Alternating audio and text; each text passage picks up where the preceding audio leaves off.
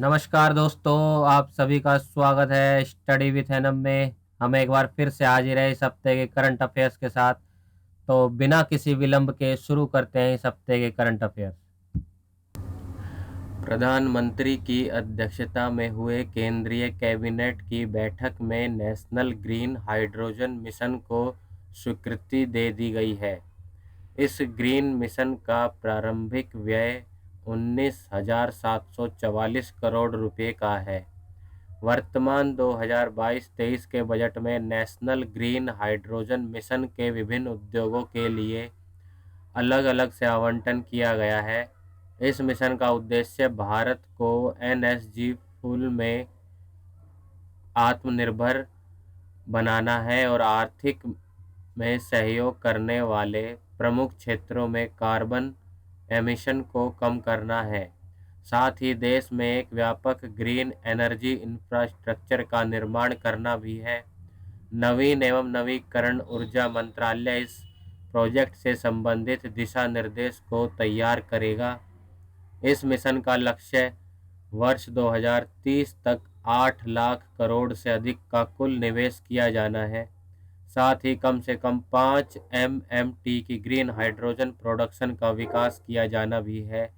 इस प्रोजेक्ट के द्वारा 6 लाख से अधिक रोजगार का सृजन भी लक्ष्य रखा गया है।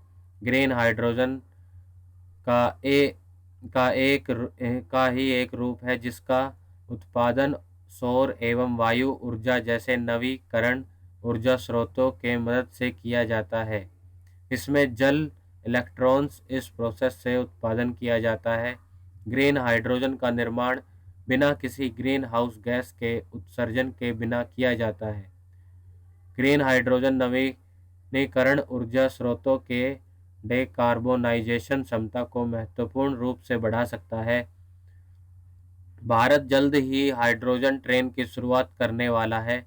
रेल मंत्री अश्विनी वैष्णव ने बताया कि दिसंबर 2023 से हेरिटेज रूट पर हाइड्रोजन ट्रेनों का संचालन किया जाएगा।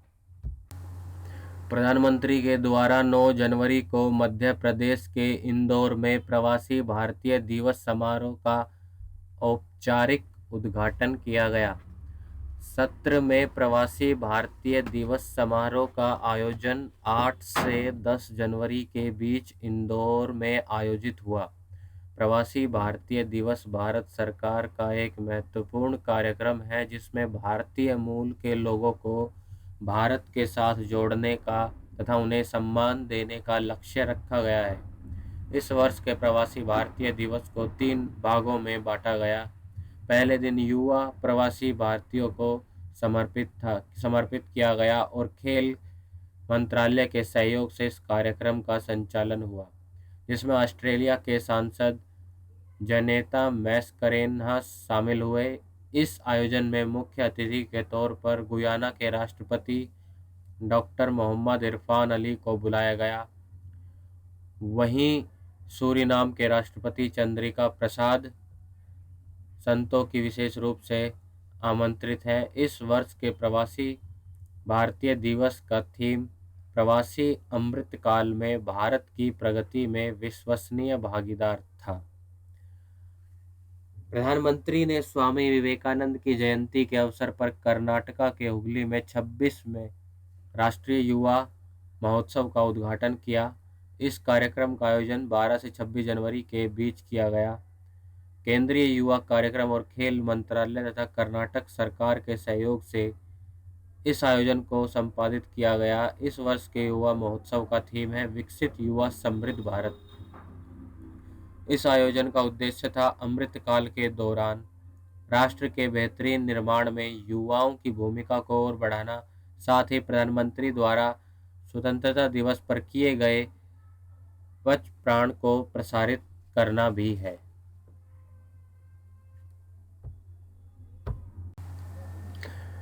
चुनाव आयोग के द्वारा रिमोट वोटिंग मशीन पर सर्वदलीय बैठक बुलाई गई थी, जिसमें रिमोट वोटिंग मशीन का चुनाव के दौरान प्रयोग करने पर विचार किया गया।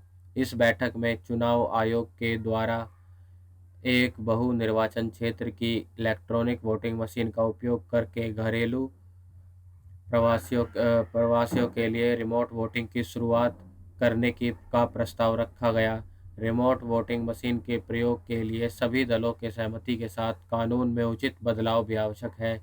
रिमोट इलेक्ट्रॉनिक वोटिंग मशीन सभा ईवीएम का ही एक उन्नत रूप है। आरवीएम M3 ईवीएम का एक टाइम स्टेटस मॉडल है, जिसका उपयोग अपने निर्वाचन क्षेत्र से दूर रह रहे वोटर को मतदान केंद्र की सुविधा उपलब्ध कराता है। इसकी मदद से अपने मूल मतदाता केंद्र से दूर रहने पर भी प्रवासी मतदान में सुविधा प्राप्त कर सकेंगे। भारत में हो रहे G20 प्रेसिडेंट के तहत देश में अपने पहले ग्लोबल टूरिज्म समिट का आयोजन 10 से 12 अप्रैल के मध्य किया जाएगा। इसका आयोजन केंद्रीय पर्यटन मंत्रालय और भारतीय उद्योग परिसंघ के सहयोग से आयोजित होगा। इस ग्लोबल टूरिज्म समिति के द्वारा वैश्विक व्यवस्थाओं, थिंकर्स और पॉलिमेकर्स को एक मंच पर लाना और भारत में पर्यटन के नए अवसरों की तलाश करने के लिए किया जाएगा। 15 जनवरी 2030 को वीडियो कॉन्फ्रेंसिंग के द्वारा प्रधानमंत्री ने सिकंदराबाद से विशाखापट्टनम के बीच वंदे भारत एक्सप्रेस ट्रेन का शुभारंभ किया। वंदे भारत ट्रेन पूर्ण रूप से भारत में डिज़ाइन और निर्मित है। यह बिना इंजन वाली ट्रेन है। यह 160 से 180 किलोमीटर प्रति घंटे की रफ्तार से चल सकती है। पहले वंदे भारत एक्सप्रेस ट्रेन का उद्घाटन 15 फरवरी 2019 को नई दिल्ली से वाराणसी के बीच में किया गया था।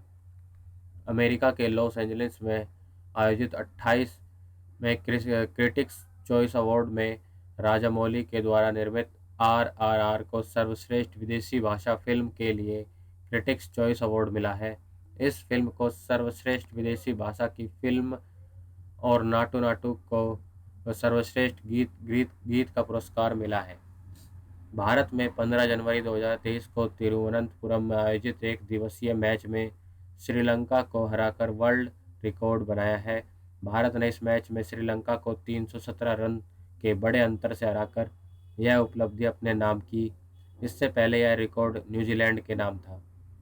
भारतीय युवा खिलाड़ी शुभम गिल ने न्यूजीलैंड के खिलाफ एक दिवसीय मैच में दोहरा शतक लगाया।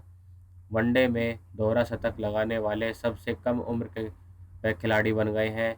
उन्होंने 200 रन 149 गेंदों पर बनाए। नमस्कार दोस्तों, आप सभी का स्वागत है स्टडी विथ एनम में। हम एक बार फिर से हाजिर है इस हफ्ते के करंट अफेयर्स के साथ। तो बिना किसी विलंब के शुरू करते हैं इस हफ्ते के करंट अफेयर्स।